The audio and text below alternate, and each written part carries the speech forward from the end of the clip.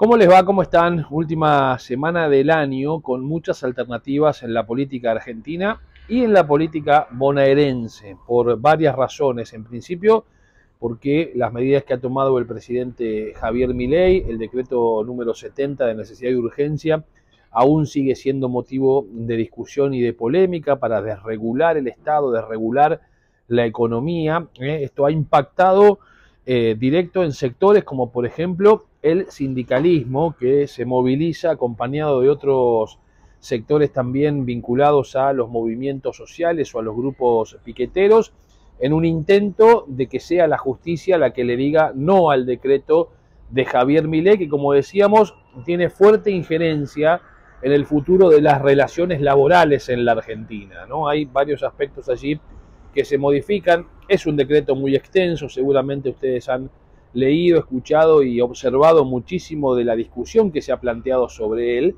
pero que muestra a las claras la idea que tiene Javier Milei en el principio de su gobierno de tratar de capitalizar a todo lo que pueda, a toda la posibilidad que tenga, el acompañamiento electoral que tuvo el 19 de noviembre cuando ganó la segunda vuelta con el 56% de los votos. Esto ya lo hemos hablado, lo hemos explicado.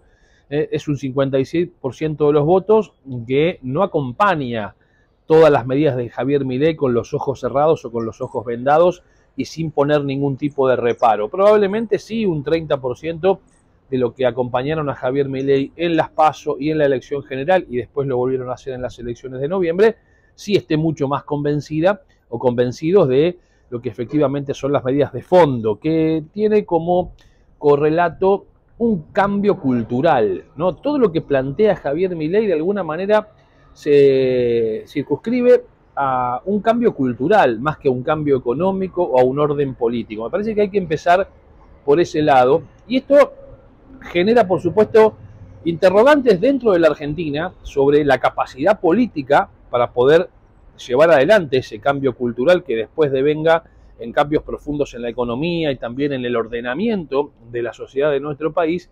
No solo es una cuestión intrigante dentro de nuestro territorio, sino también lo es mucho más puertas afuera, fronteras afuera. Desde distintos medios internacionales se preguntan ¿qué es Javier Milei? ¿A dónde apunta Javier Milei? ¿A quién se parece Javier Milei si lo tenemos que comparar con algún presidente de otras naciones o algún expresidente?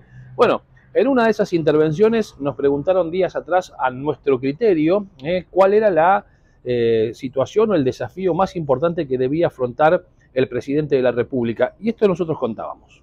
Antes de finalizar este bloque, Sebastián, ¿cuáles son, a tu consideración, los desafíos más importantes en materia económica para 2024 que tiene Javier Milei y su gobierno?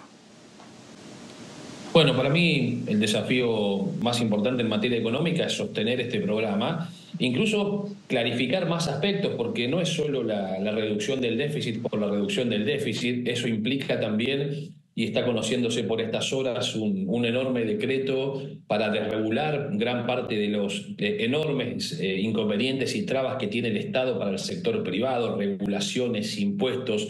Se necesita una gran reforma laboral también que agilice el mercado laboral, que los negocios puedan fluir de manera mucho más libre, mucho más ágiles. Eso forma parte del desafío del programa económico de Javier Milei. Es decir, ese es el rumbo trazado. Por eso vuelvo sobre el particular.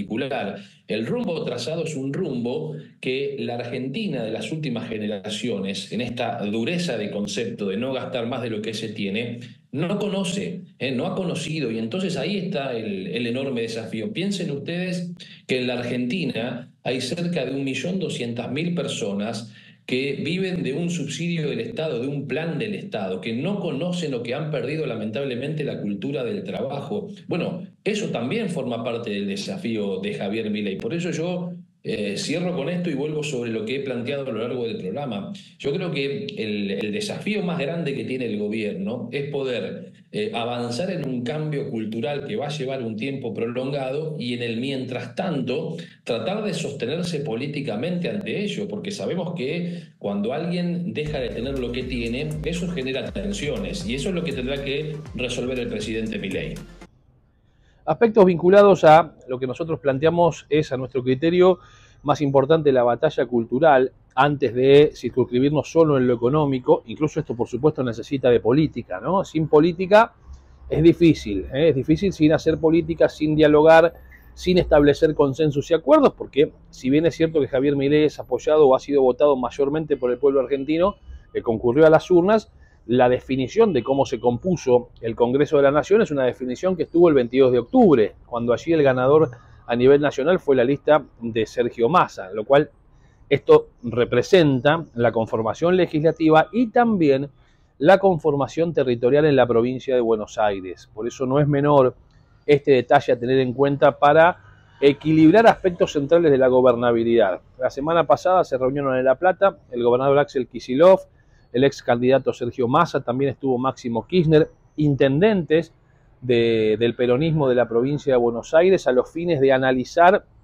el impacto que va a tener en la economía el decreto de necesidad y urgencia que firmó el presidente Javier Milei. Bueno, es una cuestión a tener muy en cuenta, a observar. Allí se intentó mostrar una foto de unidad que no existe en los papeles. No hay unidad en el peronismo, hay facturas internas que se siguen pasando. Pero claro, el ajuste de Javier Milei los obliga de alguna manera a mostrarse monolíticos, unidos, tratar de no mostrar esas filtraciones que tarde o temprano van a observarse. Y se verán también en la discusión que está por delante en la provincia de Buenos Aires, donde sabiendo Kicillof que se queda sin la posibilidad de recibir los recursos inagotables que le enviaba el gobierno de Alberto Fernández, ahora tiene que rediseñar toda esa ingeniería financiera y para eso propone, por ejemplo, un incremento del impuesto inmobiliario, del impuesto inmobiliario rural y de las patentes a los automóviles entre un 250 y un 300%. Veremos cuál es la actitud de cada uno de los bloques. Probablemente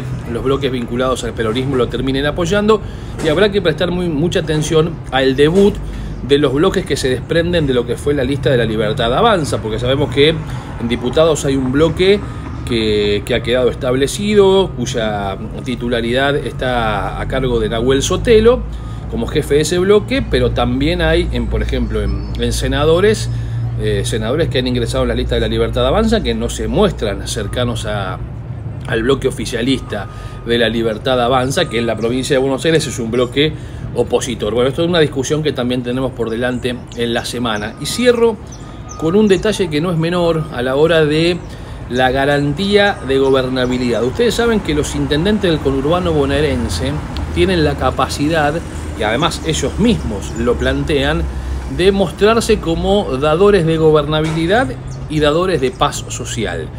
No es casualidad que días atrás, ante la llegada de las fiestas, que desde el punto de vista del consumo, veremos después los datos oficiales de las distintas cámaras comerciales que siempre lo dan a conocer, pero a simple vista se ha observado una fuerte caída en el nivel de consumo. Y esto me parece que es lo que el gobierno tiene que mirar con mucho detenimiento, ¿no? Una caída de la actividad, caída del consumo con precios que se siguen elevando, que se siguen incrementando. Probablemente también tenga que ver con una lógica preestablecida en el modelo económico que lleva adelante el ministro Luis Caputo, es decir, alto nivel de inflación en los próximos meses, licuación de los ingresos en pesos como consecuencia de que, por ejemplo, los instrumentos para sostenerse ante la devaluación pierden contra la propia inflación, puede ser un ejemplo el de los plazos fijos, un dólar que no acompaña a esos niveles de inflación y que en algún momento quizá obligue a los ciudadanos, a las empresas a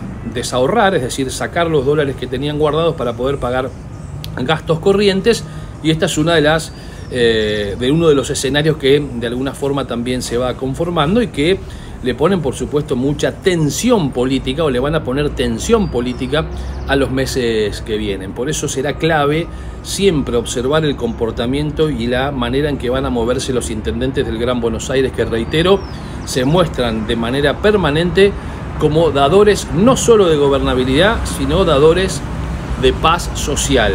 Dato no menor a tener en cuenta en los primeros días del año que se avisora. Nos reencontramos seguramente ya en el 2024. Muchas gracias.